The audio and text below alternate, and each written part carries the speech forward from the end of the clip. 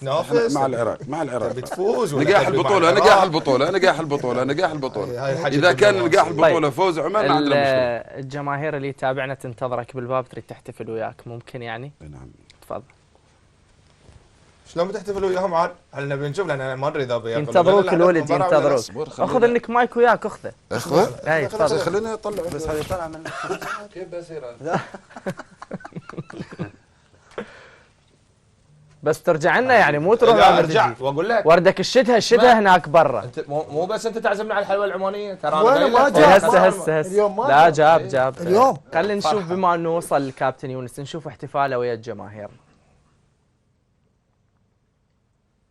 نعم علي، ما زالت الأجواء جميلة جدا في كورنيش شط العرب، احتفالات وابتهاج من قبل الجماهير الحاضرة في هذا المكان اللي أصبح منطقة مشجعين. راح نلتقي بالموجودين. السلام عليكم. وعليكم السلام ورحمة الله. حياك الله، مبروك إن شاء الله للشعب العراقي جميعا. شو عندك للشعب العراقي؟ أنا يعني أسولف هاي الهوسة للبصرة،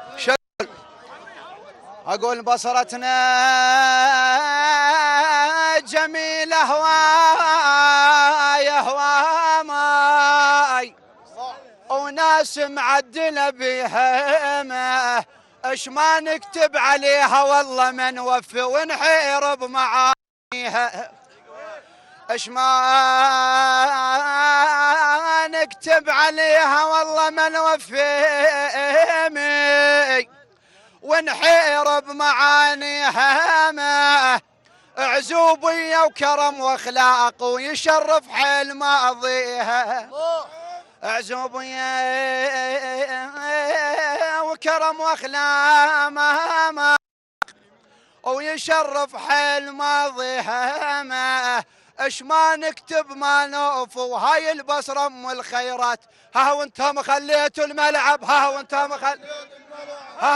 خليتوا الملعب، وروجة طيق روجة انتم خليتوا الملعب، روجة طيق روجة انتم خليتوا، روجة طيق.